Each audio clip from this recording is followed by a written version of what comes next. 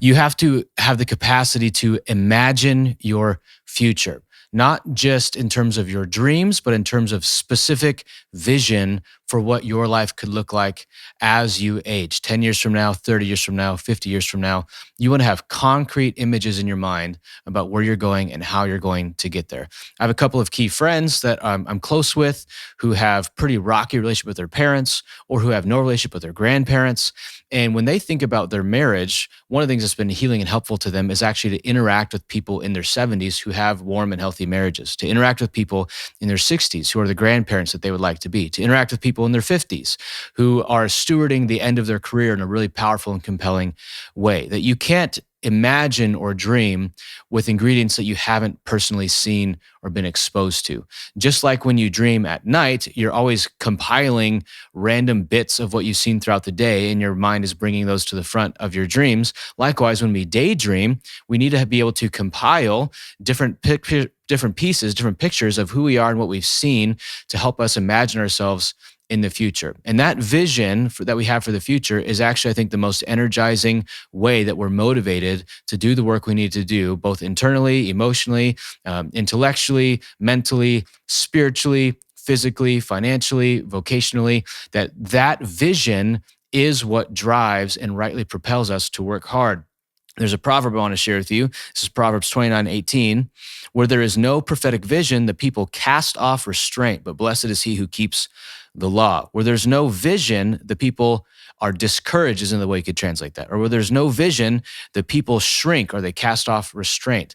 And what that means for us is that when I don't have a vision for my life or an imagination for my future, it's easy for me to cast off restraint, either to spend money I shouldn't, to do things physically I shouldn't, to interact with people the ways I shouldn't. That when you don't have a goal or a motivator driving you, you kind of go, well, who cares? I'll just maximize my pleasure in the short term. And so developing a clear picture of who you want to be 10 years from now, 20 years from now, 40 years from now is important work, not just for setting a goal or a vision for your future, but also for energizing your work in the day-to-day.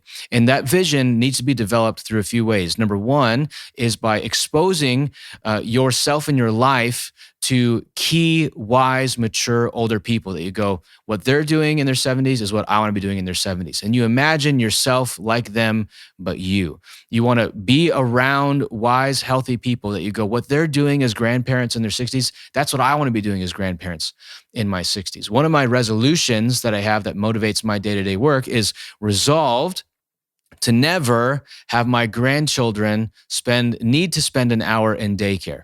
Now, here's why that I like that visionary picture is one, that means that's financially motivating for me.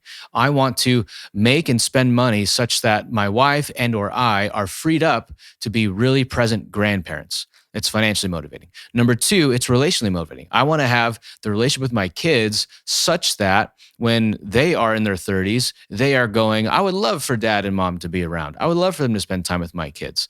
Those are part of, so it's both financial and relational. But the vision I have for that is actually comes from what I've seen in my mother and father and the way that they're living their lives. And I kind of compare them to other grandparents and I go, I want to be like grandparents like these, not grandparents like those. And so this vision for how I want to live my life propels my day to day. And so having that 30-year vision helps me be energized in the moment. And so when I'm tempted to cast off restraint, to give in a distraction, to mail it in, either relationally or emotionally or financially, part of what I remind myself of is this vision of who and how I want to be 30 years from now. What do I want my life to look like and feel like? And so if you don't have a picture of what you want to feel like and do and what you want your weeks to be like in 30 years, you have to do the work to specifically clarify that vision because it'll be highly motivating for you.